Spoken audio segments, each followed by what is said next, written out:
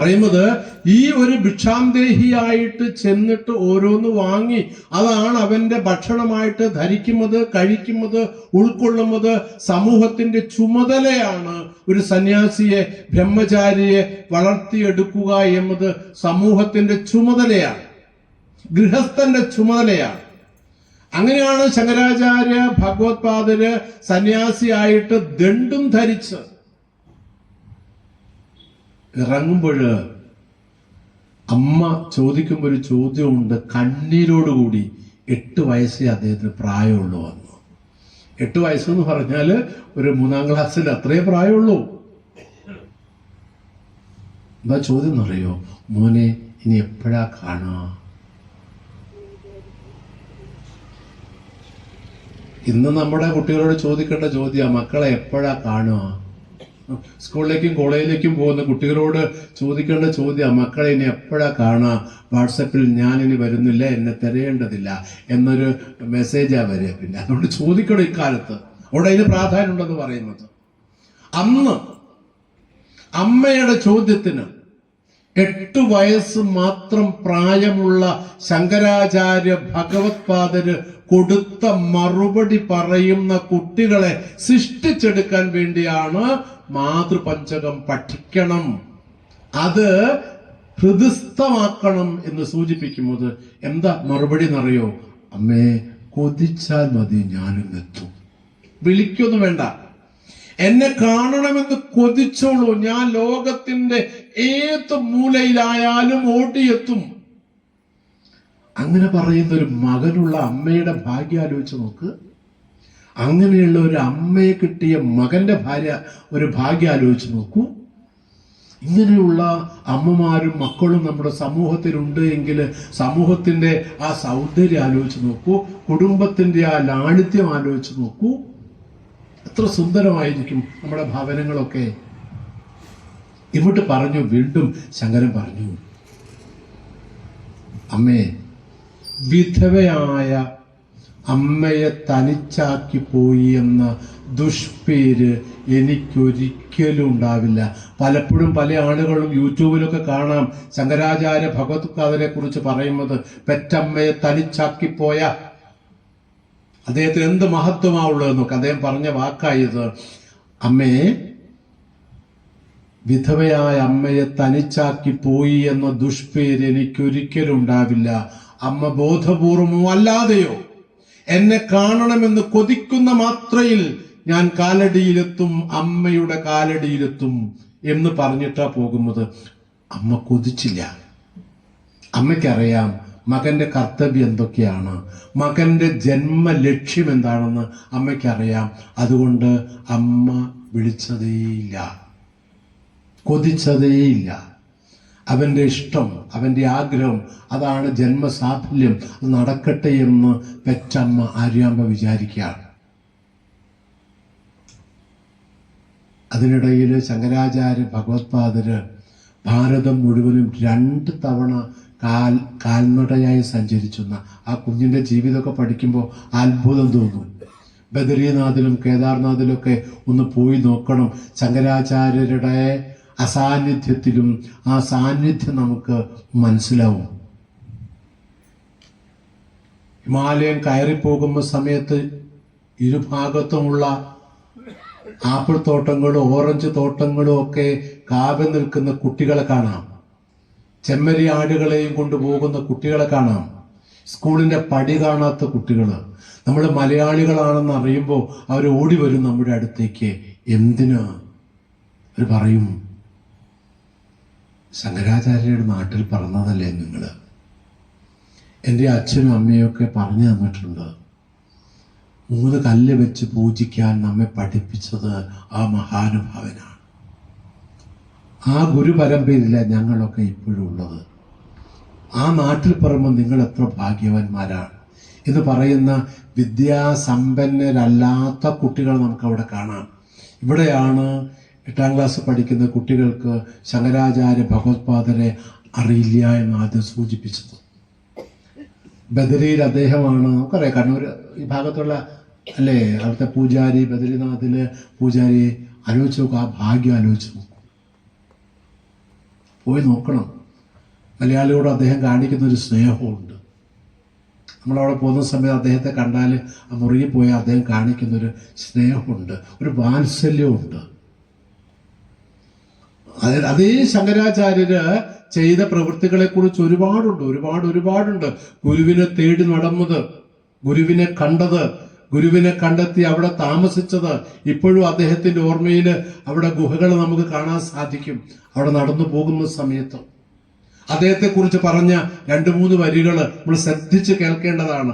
ശങ്കരാചാര്യ ഭഗവത്പാദരെ കുറിച്ച് മഹാന്മാരായിരിക്കുന്ന ആളുകൾ പറയുന്ന ചില വാക്കുകൾ അത് സ്മരിക്കണം. നമ്മുടെ പുതിയ തലമുറയെ നമ്മൾ കേൾപ്പിച്ചു കൊടുക്കണം.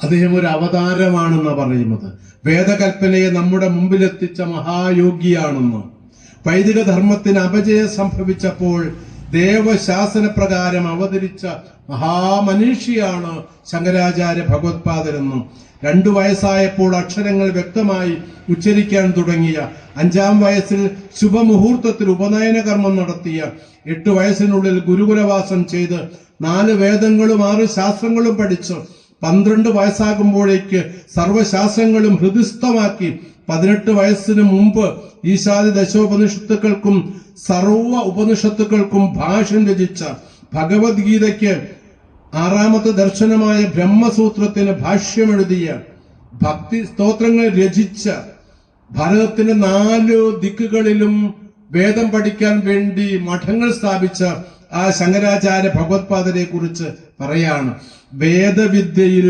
നാൻമുഖനും വേദാംഗജ്ഞാനത്തിൽ ഗാർഗ്യനും അവയുടെ അർത്ഥം വിവരിക്കുന്നതിൽ ബൃഹസ്പതിക്കും വേദധർമ്മത്തെ വർണ്ണിക്കുന്നതിൽ ജൈമിനിക്കും ആത്മജ്ഞാനത്തിൽ വ്യാസമുനിക്കും തുല്യനായി 10 ഐൻസ്റ്റീനും തുല്യപ്പെടുത്താനാവാത്ത ബുദ്ധി സാമർഥ്യമുള്ള ശ്രീ ശങ്കരാചാര്യ ഭഗവത്പാദർ എന്നും ഒരത്ഭുതമായിരുന്നു എന്ന്.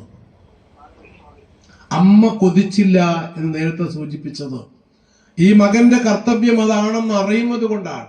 പക്ഷെ ഒടുക്കം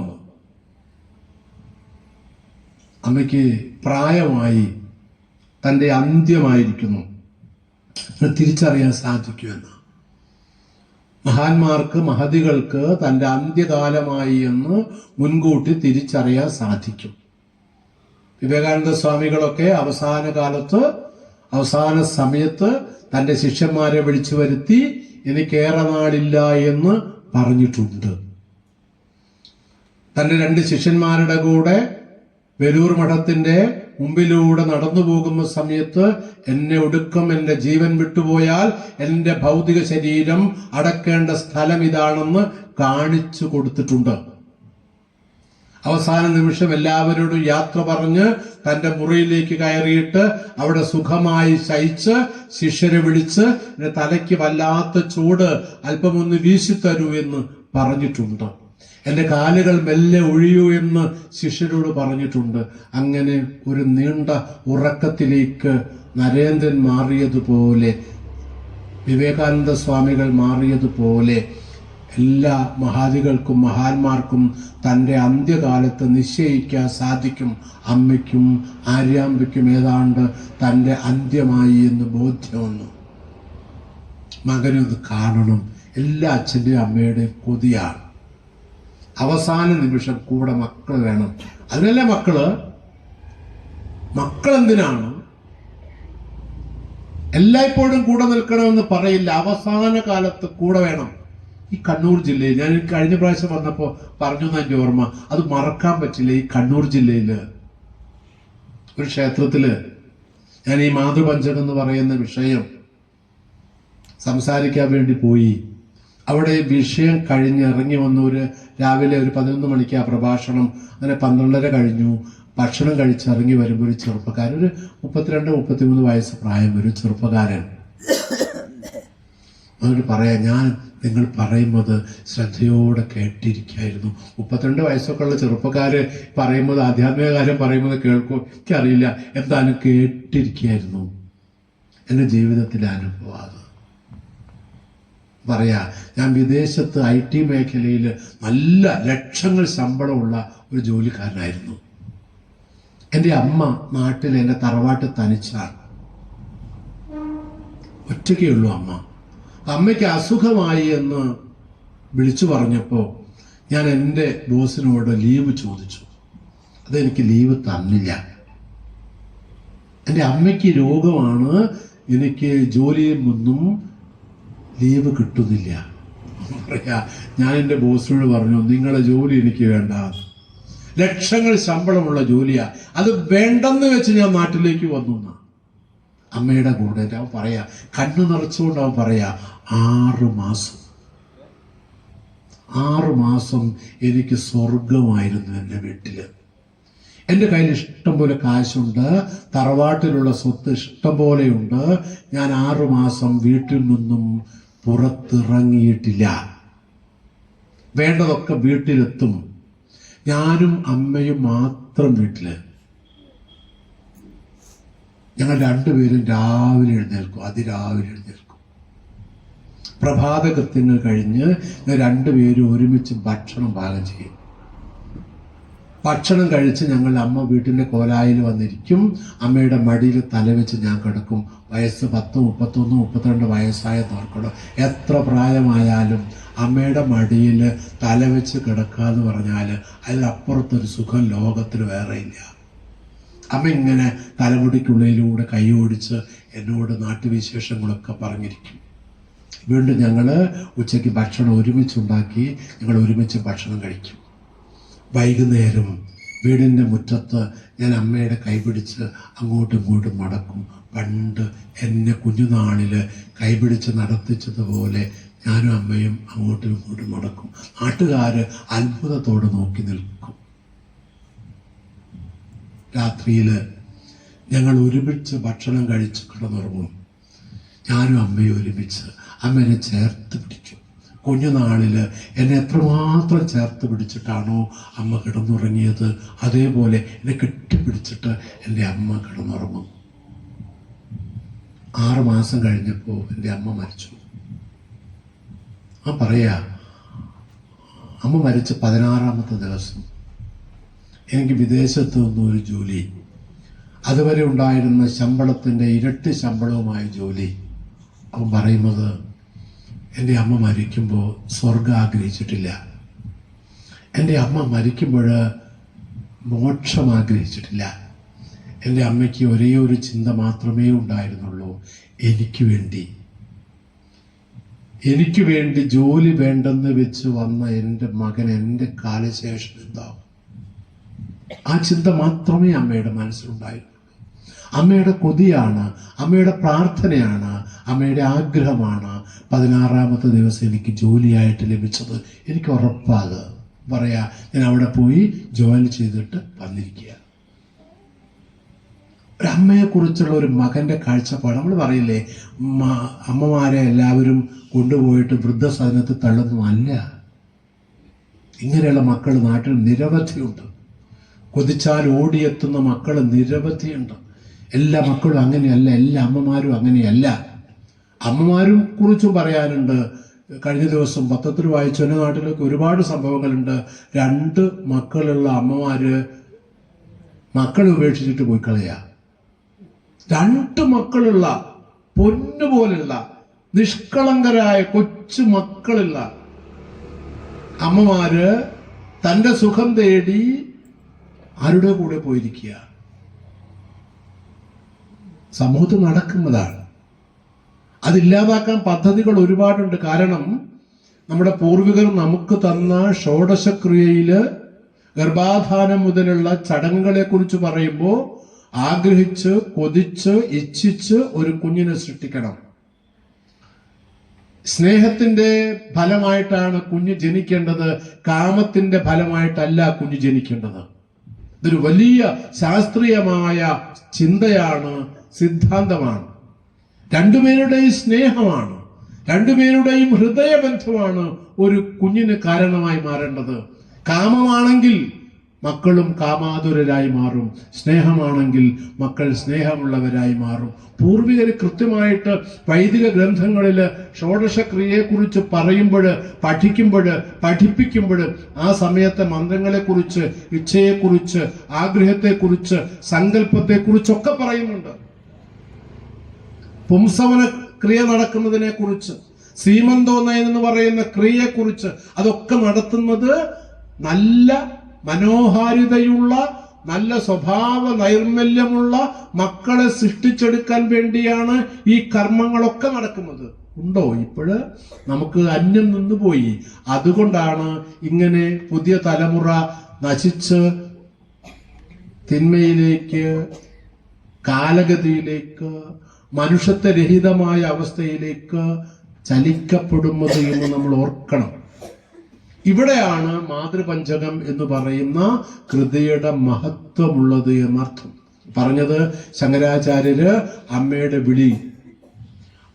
വിളി കേട്ടപ്പോ അമ്മ ഒന്ന് കൊതിച്ചു, അറിഞ്ഞുകൊണ്ട് ശങ്കരായ ആർത്ത് വിളിച്ചു. ശങ്കരനെ നമുക്കറിയാം. ആ ശങ്കരൻ സാക്ഷാൽ ശങ്കരനാണ്. സാക്ഷാൽ ശങ്കരൻ എന്ന് പറഞ്ഞാല് ശിവഭഗവാനാണ് സാക്ഷാൽ ശങ്കരൻ. ആ ശങ്കരനെയാണ് വിളിച്ചത്. അതുകൊണ്ടാ പറയുന്നത് സാക്ഷാൽ ശങ്കരൻ എന്ന് പറയാൻ കാരണം, അദ്ദേഹത്തെ കുറിച്ച് വേദവ്യാസൻ, നമുക്കറിയാം, വ്യാസഗുഹയെ കുറിച്ച് നമ്മൾ കേൾക്കും ഹിമാലയം പോകുന്ന സമയത്ത്.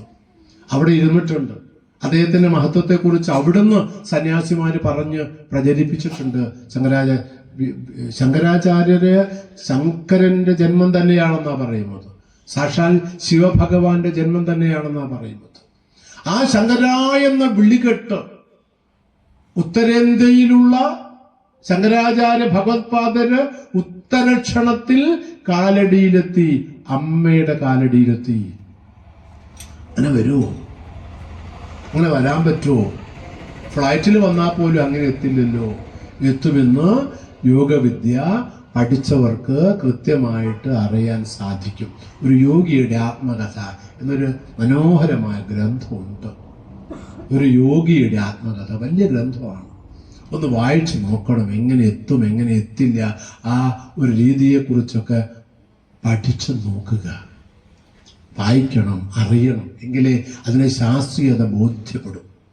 എന്തായാലും ശരി, കാലടിയിൽ അവിടെ എത്തിയ ആ മകൻ അമ്മയെ നോക്കുന്നു. അമ്മ കിടക്കുകയാണ്. അമ്മ അവിടെ ഇങ്ങനെ പ്രായാധിക്യത്തിൽ കിടക്കുന്നു. ശ്രീ ശങ്കരൻ അമ്മയുടെ അടുത്തിരുന്നു. വിഷ്ണു സ്തോത്രങ്ങൾ ചൊല്ലിക്കൊടുത്തു, ശിവസ്തോത്രങ്ങൾ ചൊല്ലിക്കൊടുത്തു. അമ്മ ചോദിക്കണ്ട മകനോടെടാ, ഇങ്ങനെയൊക്കെ ചൊല്ലിക്കൊടുത്ത ആൾക്കാർക്ക് ഇതൊക്കെ മനസ്സിലാവോ? നീ മനുഷ്യന് മനസ്സിലാവുന്ന ഭാഷ പറയും. ഇതൊക്കെ സ്നേഹത്തോടെ പറയുന്നുണ്ട് ആ അമ്മ. അങ്ങനെ കുറേ കീർത്തനങ്ങളൊക്കെ ചൊല്ലി അമ്മയ്ക്ക് സന്തോഷമായി. അമ്മ ഭയപ്പെട്ടു എന്നാ പറയുന്നത്. ചുറ്റുപാടും ഇങ്ങനെ നിൽക്കുന്ന തന്നെ കൊണ്ടുപോകാൻ വേണ്ടി കാലരും കൂട്ടരും വരുമ്പോൾ അമ്മയ്ക്ക് ഇത്തിരി ഭയപ്പാടുണ്ടായി. അത് മാറ്റാൻ വേണ്ടിയാണ് ശങ്കരൻ ഇതൊക്കെ ചൊല്ലിക്കൊടുത്തതെന്നൊക്കെ പറയുന്നുണ്ട്. എന്തായാലും അവൻ അമ്മയുടെ അരികെ ഇരുന്നു. അമ്മയുടെ തലയെടുത്ത്, ശിരസ്സെടുത്ത് തൻ്റെ മടിയിലേക്ക് വെച്ചു. നേരത്തെ സൂചിപ്പിച്ചതുപോലെ അമ്മയുടെ നരച്ച തലമുടിക്കിടയിലൂടെ കൈവിരലൊടിച്ചു. അമ്മയുടെ വിരലുകൾ എല്ലും തൊലിയുമാണ്. പണ്ടെന്നെ കൈപിടിച്ച് നടത്തിച്ച അമ്മയുടെ കൈകൾ ഇന്ന് എല്ലും തൊലിയുമാണ്. അത് ആ മകൻ മെല്ലെ തൻ്റെ മൃദുവായ കൈകളെ കൊണ്ട് പിടിച്ച് ഒഴിഞ്ഞു. അമ്മയുടെ ചുളി വീണ് നെറ്റിത്തടത്തിൽ തൻ്റെ മൃദുവായ കൈകളെ കൊണ്ട് തലോടി അമ്മയുടെ കണ്ണിലേക്ക് നോക്കിയിരുന്നു.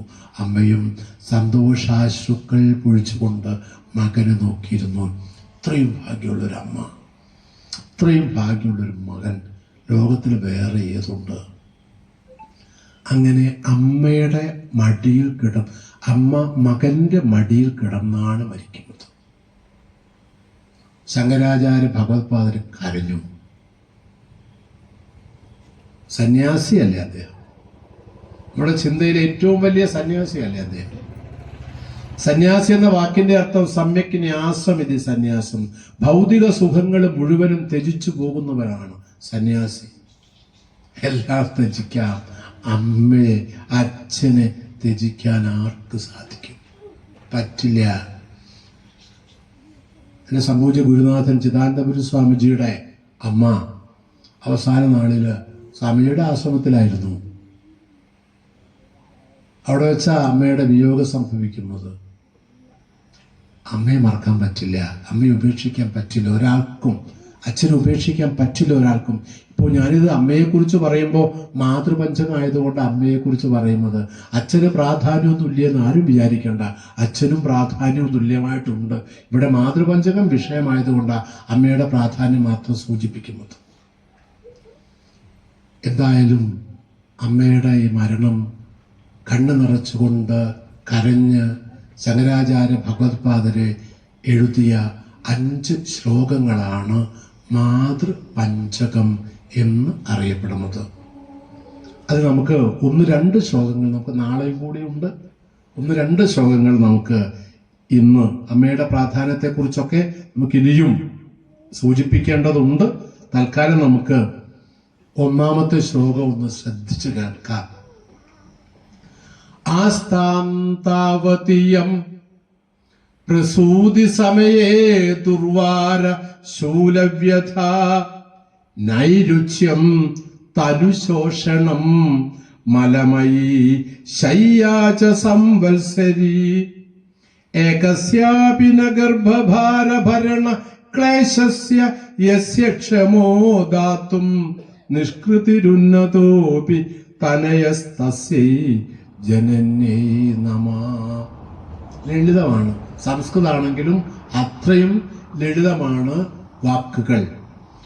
ആസ്താം താവതീയം പ്രസൂതി സമയേ ദുർവാരശൂലവ്യഥ നൈരുച്യം തനുശോഷണം മലമയീ ശയ്യാ ച സാംവത്സരീ ഏകസ്യാപി ന ഗർഭഭാരഭരണ ക്ലേശസ്യ യസ്യ ക്ഷമോ ദാതും നിഷ്കൃതിരുന്നതോപി തനയത്തസ്യൈ ജനന്യൈ നമഃ.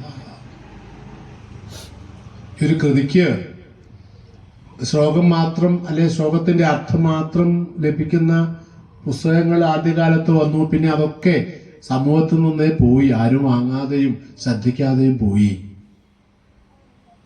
അങ്ങനെയാണ് എൻ്റെ സംസ്കൃതം എന്നെ പഠിപ്പിച്ച എൻ്റെ ഗുരുനാഥൻ സംപൂജ്യ സ്വപ്രഭാനന്ദജി മഹാരാജ് ശ്രീരാമകൃഷ്ണ ആശ്രമത്തിലെ ഏറ്റവും മുതിർന്ന ഒരു സന്യാസി വര്യനാണ്. കണ്ണൂർ ജില്ലയിലൊക്കെ അദ്ദേഹം മമതനെ കുറിച്ച് അദ്ദേഹം പലപ്പോഴും പറയാറുണ്ട്. അവസാന കാലത്ത് ബേലൂർ മഠത്തിലെ ബ്രഹ്മചാരികളെ പഠിപ്പിക്കുന്ന, വ്യാകരണം പഠിപ്പിക്കുന്ന, സംസ്കൃതം പഠിപ്പിക്കുന്ന ആചാര്യനായിട്ട് 4-5 വർഷം അവിടെയായിരുന്നു. ശേഷം വാർദ്ധക്യം ബാധിച്ച് ഇപ്പോഴും തിരുവനന്തപുരത്ത് ആശ്രമത്തില് സന്തോഷത്തോടെ കഴിയുന്നു. ഇപ്പോഴും പറയും ഞാൻ സന്തോഷവാനാ. കഴിഞ്ഞ ദിവസം വിളിച്ചപ്പോഴും പറഞ്ഞു ഞാൻ ഹാപ്പിയാ, ഞാൻ സന്തോഷവാനാ, സന്തുഷ്ടനാണ്.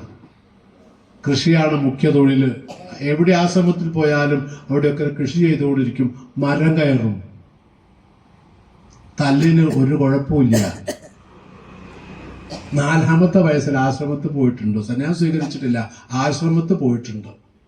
ഒരിക്കലും അമ്മ വന്ന് നോക്കുന്ന സമയത്ത് ആട്ടമ്മയില് ഇങ്ങനെ മാവ് നന്നായിട്ട് ഇളക്കുക. അവിടെ ആശ്രമത്തിൽ ഒരാൾ വന്നു, ചെറിയ കുട്ടിയാ. അവന്റെ മുഖത്ത് തുപ്പാൻ നോക്കിയപ്പോ ചാടി, വലിപ്പം കുറവാ, സ്വാമിജിയെ കണ്ടവർക്കറിയാം, വലിപ്പം വളരെ കുറവാ, ചാടി മുഖത്തൊരടി. അവൻ കരഞ്ഞു. ഗുരുനാഥൻ ചോദിച്ചു എന്തിനാ അടിച്ചത്? തുപ്പാൻ നോക്കിയിട്ട് അടിച്ചത്, മുഖത്ത് തുപ്പാൻ നോക്കിയിട്ട് അടിച്ചത്. അപ്പം ഗുരുനാഥൻ ചോദിച്ചു തുപ്പിയില്ലല്ലോ. തുപ്പിയിട്ട് പിന്നെ അടിച്ചിട്ട് കാര്യമുണ്ടോ സ്വാമി എന്നാണ് ആ ശിഷ്യൻ ചോദിച്ചത് എന്ന്.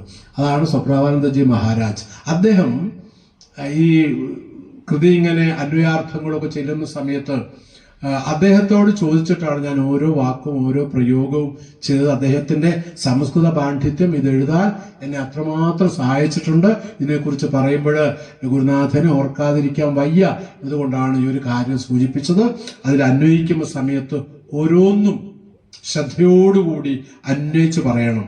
അതിൽ പറയുന്നത് ആസ്താം താവതീയം ആസ്താം താവത്, അങ്ങനെയാകട്ടെ എന്ന്